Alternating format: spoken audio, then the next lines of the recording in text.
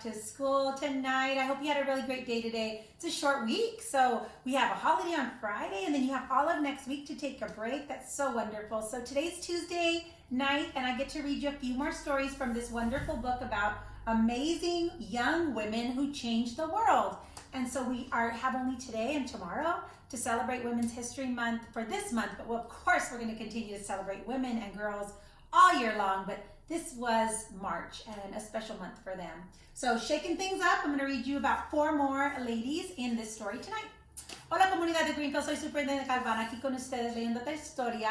Vamos a culminar el mes de la mujer, de la niña, con hoy y mañana, pero todo el año vamos a celebrar la mujer y también con el hombre. Pero en este momento vamos a seguir leyendo un poquito más de 14 mujeres que cambiaron el mundo con sus ideas y sus modos. So voy a leer esta historia. Tiene 4 más páginas de señoras y niñas que hicieron cosas fantásticas en el mundo, ¿ok? So vamos a leer de ellas y ojalá que disfruten.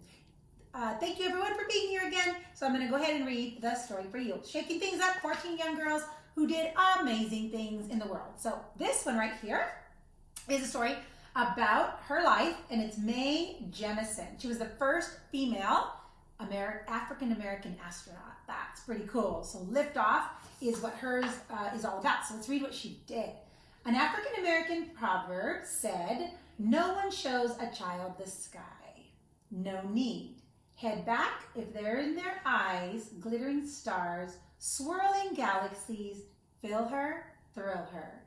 Even though her kindergarten teacher says, "You want to be a scientist? Don't you mean a nurse?" Even though she's a scaredy cat, afraid of the dark, she looks up. Afraid of the heights, she looks down. Her skin, her shins, and her muddies on the dress because she knows she needs to know. A Wrinkle in Time and Star Trek's Ura say women can be scientists. Even rocket scientists. Ignition. All systems go. 3, 2, 1, blast off. So she persevered. She didn't take no for an answer, and she did it. Now this story here is about Maylene, who's an architect and a sculptor. So she's a Chinese American, and she has a new vision. In 1981, Entry 1026 won a competition to build a memorial in the fallen soldiers of Vietnam, a controversial 20-year war where so many had died.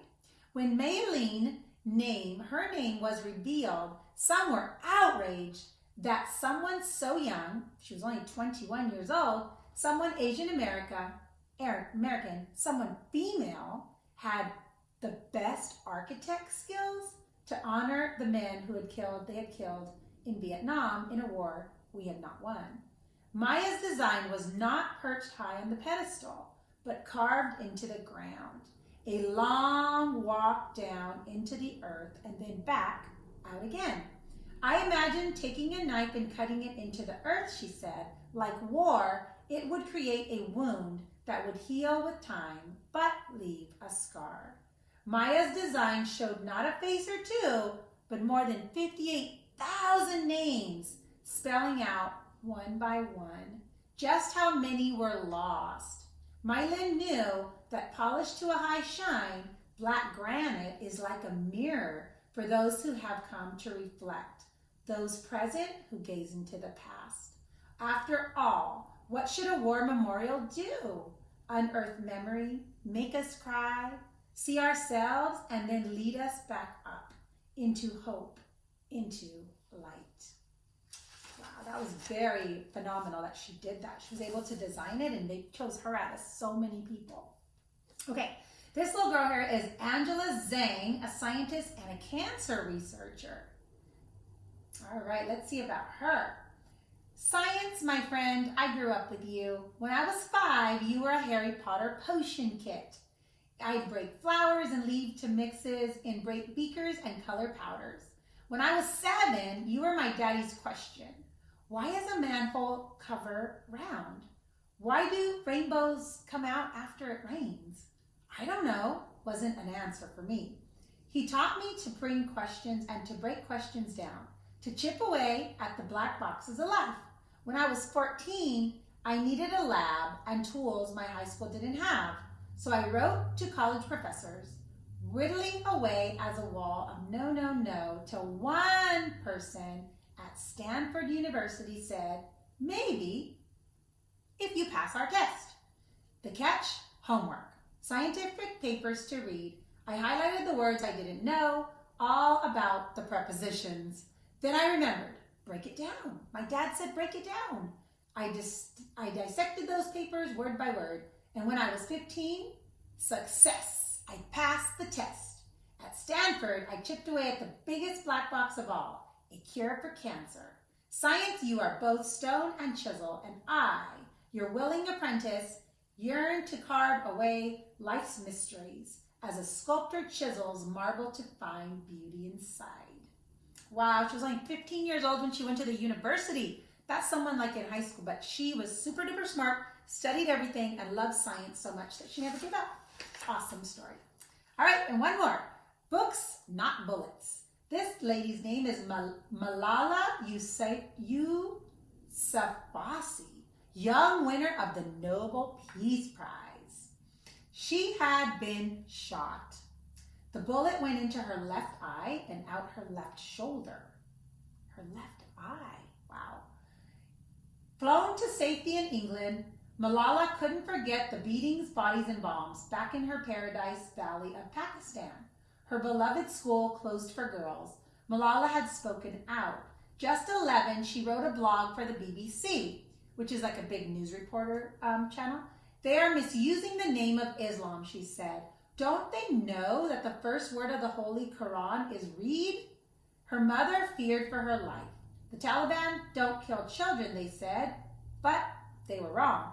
The gunmen stopped her school bus and asked for her by name. Then they fired 3 bullets. One hit its mark. The news ricocheted around the world, but only her fear died that day. She said, strength, power, and courage were born. I am those 66 million girls who were deprived of an education in my country. Pens, not weapons, she preached. Books, not bullets. The world heard and bestowed upon her a highest honor, the Nobel Peace Prize. Malala, one young girl who stood up, one voice that would not be silenced. She can change the world. What a beautiful story.